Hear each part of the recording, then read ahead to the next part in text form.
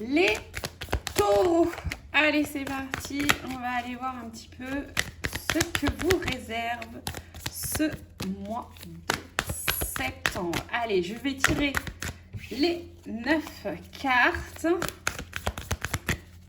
tout de suite. Comme ça, après, je me concentre sur la lecture.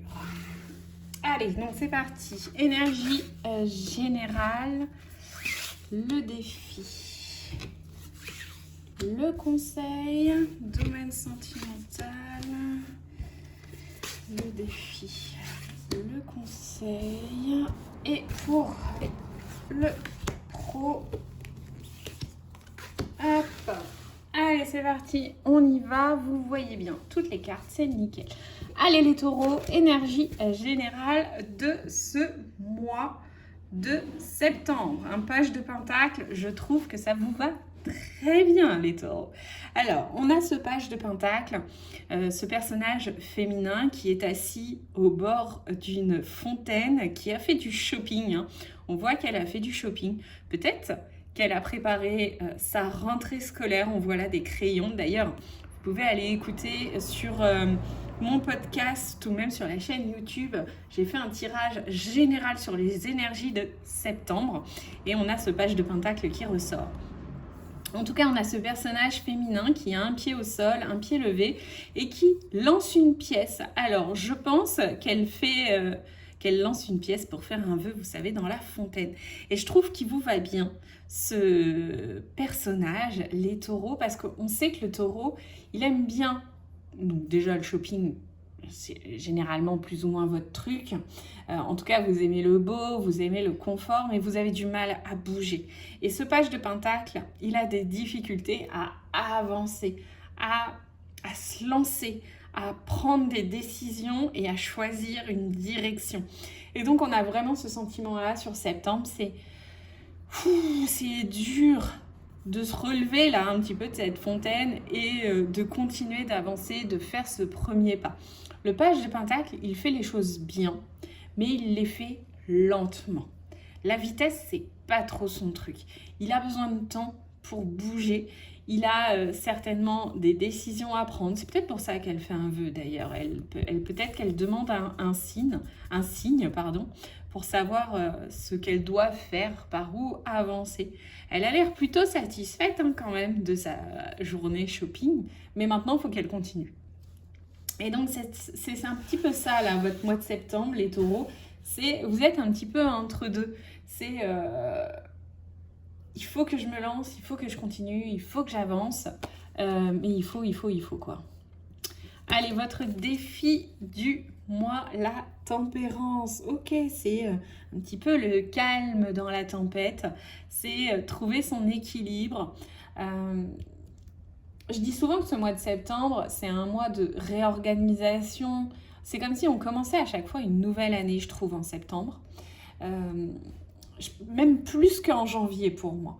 C'est vraiment un mois où on met de nouvelles routines en place. D'ailleurs, on le voit généralement beaucoup dans les salles de sport. Il y a beaucoup d'inscriptions en septembre, alors aussi en janvier. Il y a beaucoup d'inscriptions en septembre parce qu'on a ce nouvel élan, cette nouvelle organisation. On est aussi dans un mois couronné par le signe de la Vierge qui aime quand les choses sont planifiées, organisées, créées. En tout cas, votre défi du mois, vous, les taureaux, c'est, alors peut-être de vous mettre au yoga, pourquoi pas, en tout cas calmer le mental, c'est aussi trouver l'équilibre. Vous voyez ce personnage donc qui fait du yoga, elle est dans une pièce qu'on voit vitrée derrière avec beaucoup de circulation qui passe. Et donc c'est ça en fait, c'est trouver l'équilibre, trouver le calme en soi sans se laisser perturbé par l'environnement. Et ça va être votre plus gros défi du mois de septembre. Le conseil qui vous est donné, les taureaux, c'est un 8 d'épée. Ce 8 d'épée, c'est pas l'une des cartes les plus sympas. On voit ce personnage féminin avec sa bouteille assise sur un balcon entre deux immeubles, on dirait, derrière des barreaux. Elle a ses lunettes de soleil, elle semble complètement abattue.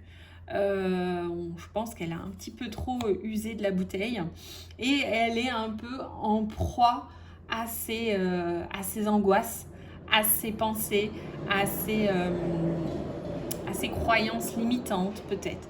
Et donc pour moi, pour le coup, le conseil ce serait enlève tes lunettes de soleil, lâche ta bouteille, mets-toi debout et avance. Essaye de voir les choses autrement. Essaye de te sortir de tes idées noires un petit peu. Essaye d'avancer.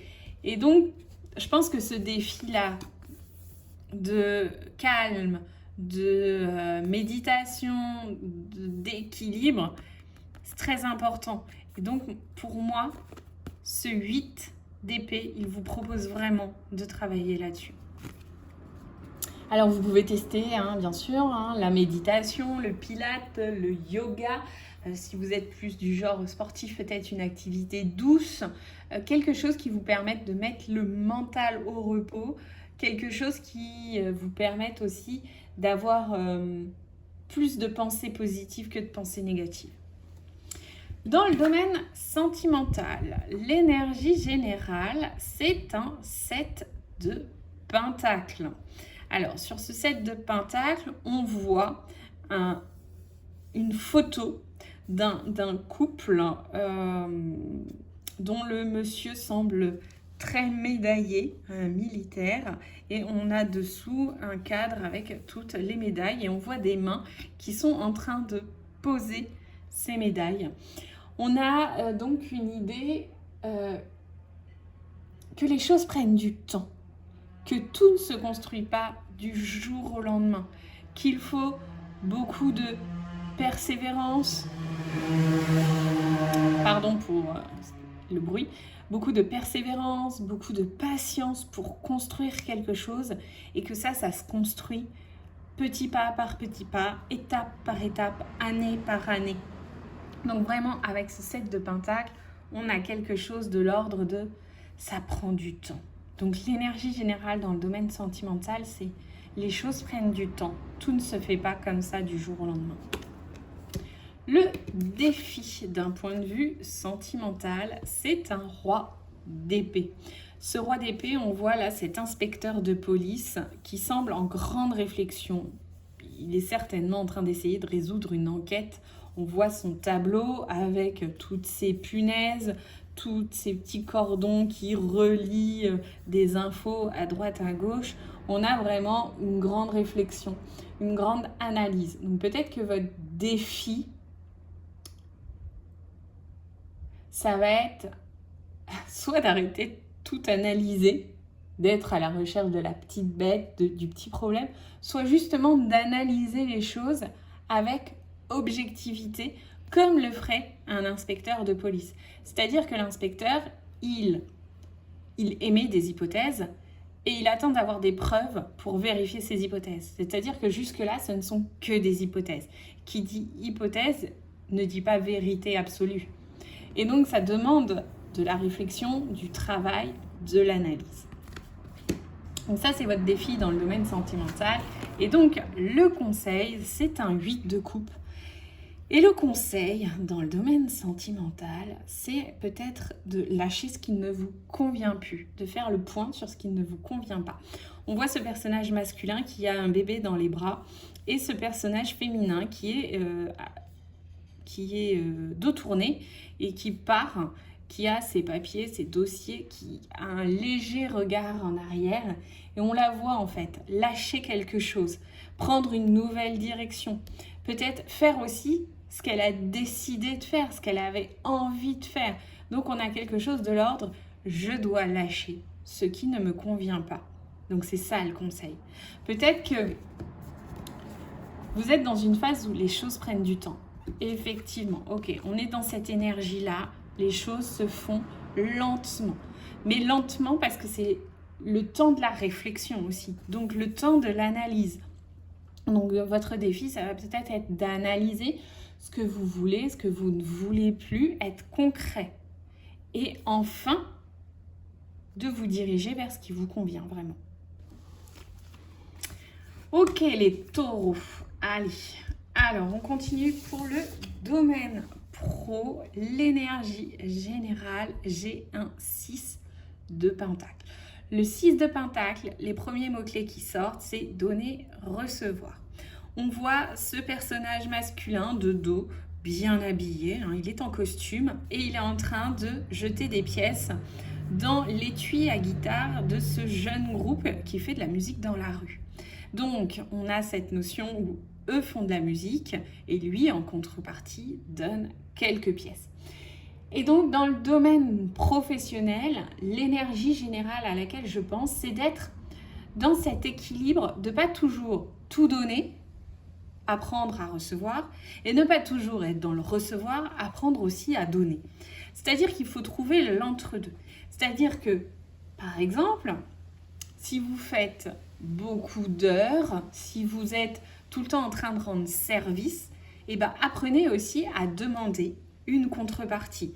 C'est-à-dire que vous rendez toujours service aux mêmes collègues, et ben, peut-être qu'à un moment, il faudrait apprendre aussi à demander de l'aide, à demander du soutien. Si vous faites beaucoup d'heures, bah peut-être qu'il est utile à un moment d'aller demander une augmentation ou des vacances, des congés, etc. Enfin, voilà, vous voyez cette notion, cet équilibre de donner-recevoir. Votre défi sur ce mois de septembre, les taureaux, dans le domaine professionnel, c'est cette reine de coupe. En fait, votre défi, c'est, j'allais dire, c'est de faire les choses avec passion. Mais c'est pas vraiment un défi en soi. C'est que, en fait, vous faites tellement les choses avec passion. Vous avez tellement une culture du travail bien fait, que tout soit en ordre, certainement que vous en faites beaucoup et beaucoup trop. On a ce personnage féminin qui est assise à son bureau, qui est en train de faire des petites couronnes. Je pense qu'on pourrait imaginer que c'est une maîtresse d'école parce qu'elle a plein de dessins derrière, on voit que c'est bien organisé, bien équipé. Elle semble être en train de préparer des petites couronnes et donc ça lui demande beaucoup de temps. Alors elle fait les choses avec passion, certes, mais peut-être qu'elle s'oublie. Après, on peut avoir aussi ce défi en fonction du cas de figure, c'est justement peut-être de mettre un peu plus de passion dans ce que vous faites, de faire les choses parce que vous aimez les faire, ou de trouver dans ce que vous faites, dans votre milieu professionnel, ce qui vous plaît. Pourquoi vous le faites? Alors, faire les choses parce qu'à la fin, il y a un salaire, ok, très bien. Je suis pas sûre que le sens, la valeur morale derrière, elle soit suffisante pour vous permettre d'avancer. Si vous me dites, je fais les choses parce que derrière j'ai un salaire et que je peux nourrir ma famille, ok, là il y a une valeur personnelle, là il y a un intérêt, là il y a un vrai pourquoi qui va vous permettre de trouver l'envie, la motivation et le plaisir de faire les choses. Et enfin, le conseil, c'est un roi de bâton.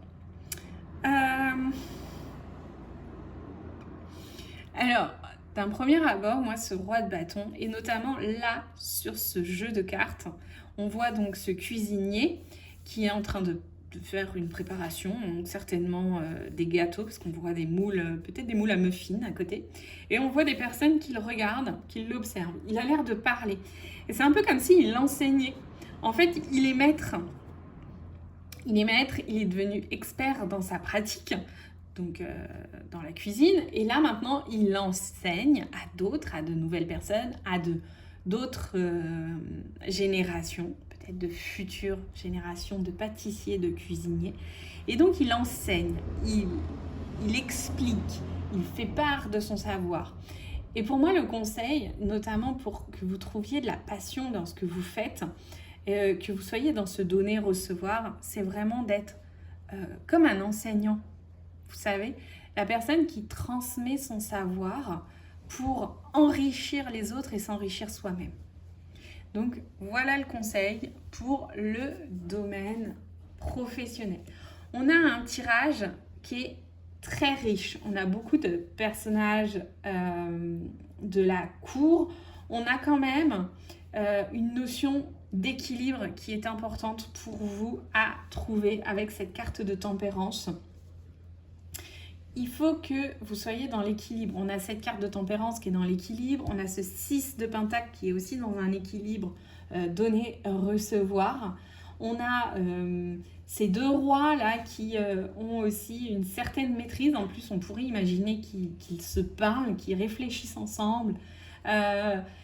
Et on a en même temps ces cartes de coupe qui vous demandent de sortir des sentiers battus peut-être, de sortir de ce qui vous convient plus, de quitter cette zone de confort qui n'est peut-être pas si confortable que ça.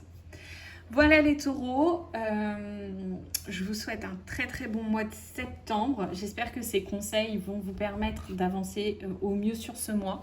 Et puis, comme je vous l'ai dit en début de vidéo, n'hésitez pas à liker, partager, vous abonner. Ça me permet de savoir si ça vous plaît et ça me permet de faire connaître la chaîne. Bye!